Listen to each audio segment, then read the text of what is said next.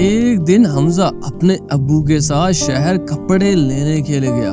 کپڑے لینے کے بعد جب اس نے دیکھا تو شہر میں ہر طرف سبز اور سفید رنگ کی جھنڈیاں اور جھنڈے تھے۔ کئی مکانوں اور دکانوں پر بڑے بڑے پرچم بھی لگے ہوئے تھے۔ لوگوں نے اپنی گاڑیوں اور موٹر بائکس پر بھی جھنڈے لگائے ہوئے تھے۔ حمزہ نے اپنے ابو اختر سے پوچھا، بابا یہ ہر طرف جھنڈیاں اور جھنڈے کیوں لگے ہوئے ہیں؟ بیٹا وہ جشن آزادی کا دن آنے والا ہے نا، اس لیے ہر طرف لوگوں نے گھروں اور گلیوں کو سجایا ہوا ہے۔ بابا اگر جشن آزادی کا دن آنے والا ہے تو مجھے بھی جھنڈیاں اور ایک بڑا پرچم لے کے دیں۔ مجھے بھی گھر سجانا ہے اور گھر پہ جھنڈا لگانا ہے۔ ہاں بیٹا ابھی کچھ دن باقی ہیں، آج تو کپڑے لے لیے ہیں نا، کل آ کر جھنڈیاں بھی ضرور لے کے جائیں گے۔ اگلے دن صبح سویرے اختر مزدوری کرنے کے لیے چلا گیا۔ گلی میں لڑکے بڑے بڑے جھنڈے لے کر کبھی ادھر تو کبھی ادھر بھاگتے۔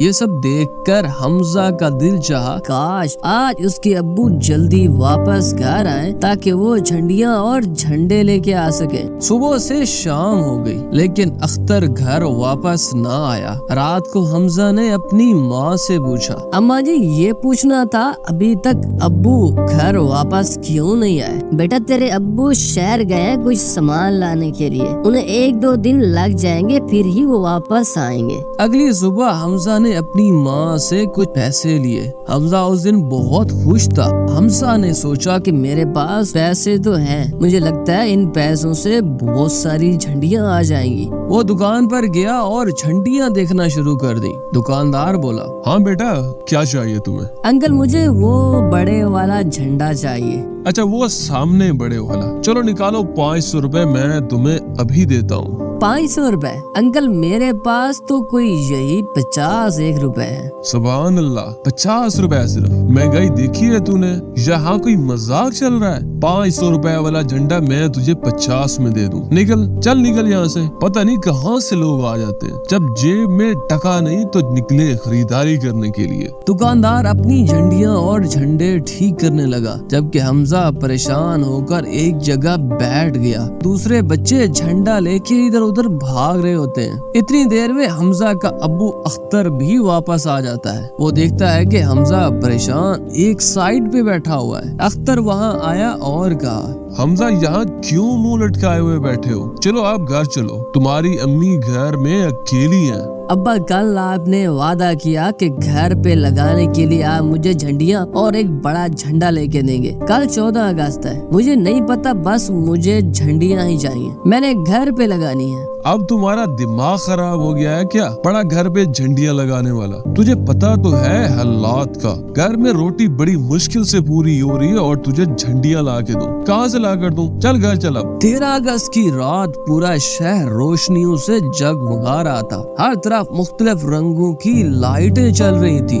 حمزہ اکیلا گھر کی چھت پہ بیٹھا یہ سب منظر دیکھ رہا تھا اور سوچ رہا تھا کہ کاش میرے پاس بھی پیسے ہوتے اور میں گھر سجاتا، گھر میں جھنڈیاں لگاتا اور دوستوں کے ساتھ باہر بڑا جھنڈا لے کر جاتا۔ 14 اگست کی صبح ہی جب اختر کام پہ چلا گیا تو حمزہ نے ماں سے تھوڑے سے پیسے لیے۔ ان پیسوں سے اس نے ایک چھوٹی جھنڈی خرید لی۔ وہ اس دن بہت خوش تھا کہ اسے ایک جھنڈی تو مل گئی، لیکن نہ وہ گھر سجا سکا اور نہ ہی بڑا جھنڈا گھر پہ لگا سکا۔ 14 اگست گزرنے کے بعد 15 اگست کے دن حمزہ گھر کا کچھ سامان لینے کے لیے گھر سے باہر گلی کی طرف گیا۔ وہ دیکھتا ہے کہ گلی میں ہر طرف جھنڈیاں اور کئی بڑے جھنڈے زمین پر پڑے تھے جبکہ لوگ ان کے اوپر سے گزر رہے تھے۔ حمزہ نے بہت سی جھنڈیاں اور جھنڈے اٹھائے اور اپنے گھر لایا۔ آ گئے واپس آوارہ گردی کر کے، اتنی دیر لگا دی ایک چھوٹے سے کام پہ، کہاں مر گئے تھے؟ جی ابو جان میں آ گیا ہوں، دکان پہ آج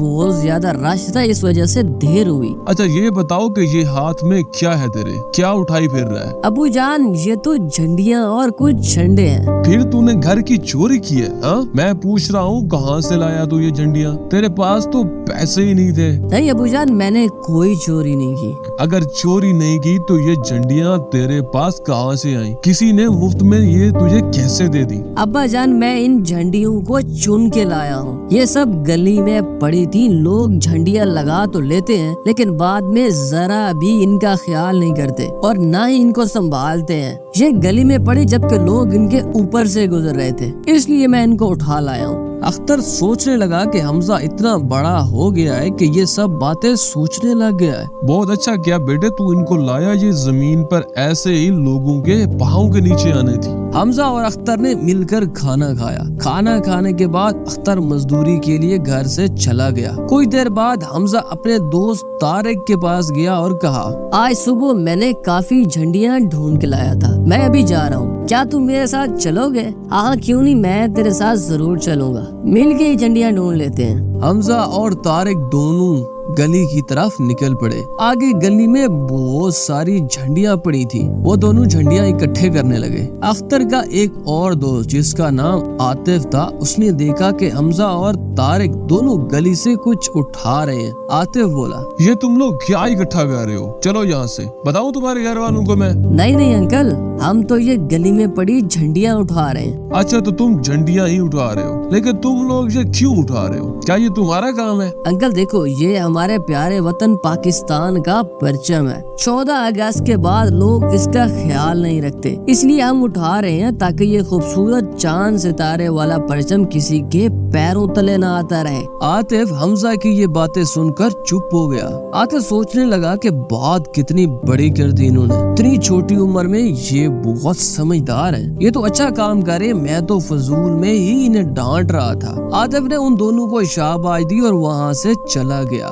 तो बच्चों, हम सब ने अपने झंडे और मुल्क की हिफाजत करनी है, क्योंकि ये मुल्क बहुत कुर्बानियों के बाद बना। काश बाकी सब लोगों की सोच भी ऐसी ही होती तो आज हमारा मुल्क तरक्की कर चुका होता। तो बच्चों, अगर आपको हमारी ये कहानी पसंद आई तो हमारी वीडियो को लाइक और शेयर करें। हमारे चैनल को भी सब्सक्राइब कर दें और साथ लगे घंटी के निशान को दबाना मत भूलें, ताकि मजे मजे की आने वाली कहानियाँ आप लोगों तक पहुँच सके।